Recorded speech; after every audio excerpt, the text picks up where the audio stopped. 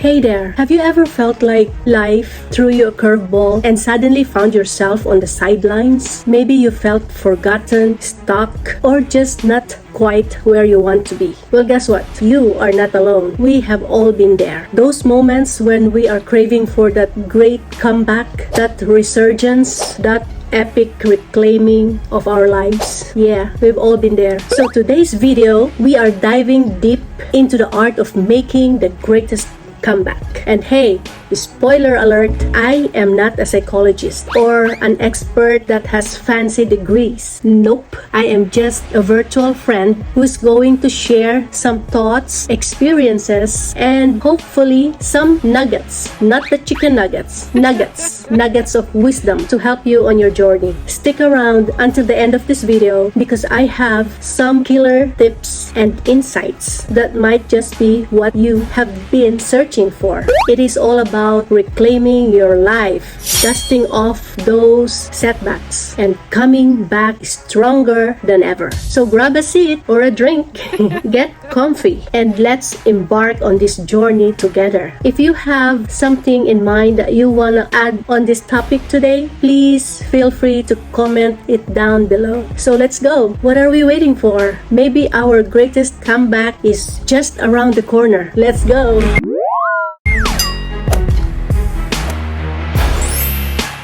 In life, we all face moments that pushes us to the edge, right? Where darkness seems to cloud our dreams and setbacks dim our hope.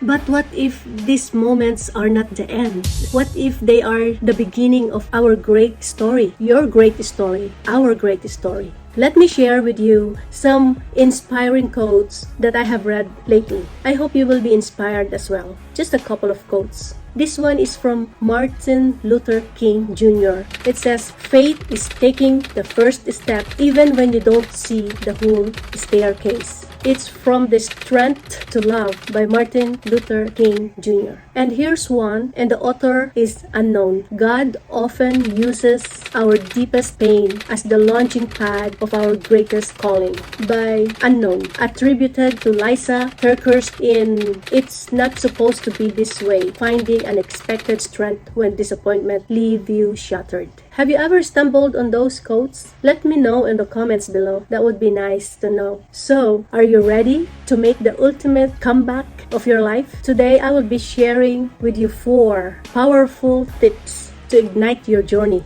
Number 1, embrace resilience. Life's setbacks are not roadblocks. They are detours. Embrace resilience. Allow yourself to bend, but never break. Resilience isn't about avoiding failure. It is about bouncing back stronger. Remember, it is not about how many times you fail. It is about how passionately you rise. Number 2, discover inner strength. Discover your inner strength. Deep within us lies an untapped reservoir of strength. Tap into it. Reflect on past victories. Recall moments when you defied the odds. And that, my friend, that strength will be your foundation for this comeback.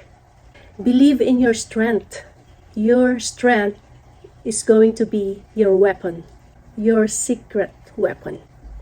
Number 3, craft your vision. Where do you see yourself? Envision your destination. Craft a vivid picture of your desired future. Visualize them. Visualize the person you want to become and the life that you want to live.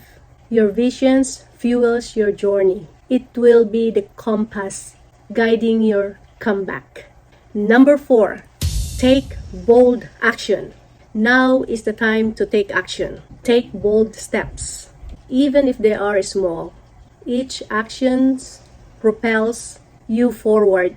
Embrace discomfort. Remember, growth resides outside your comfort zone. It is in the action that your comeback gains momentum. So again, my friend, embrace resilience, discover your strength, craft your vision, and take bold action. Your comeback story begins now. As I always say, you got this. I got this. We all got this. Once again, thank you for tuning in, and I hope to see you all in my next upload. I love you guys. By the way, if you are new to my channel, if you have stumbled to this video and you find value in the topic that I have discussed, please give me a thumbs up. I highly appreciate it. And if you want to see more of my videos, please consider clicking that subscribe icon now. And remember to click that bell icon as well so that you will be notified for my next upload. Thank you again for tuning in, and God bless everyone. Peace out.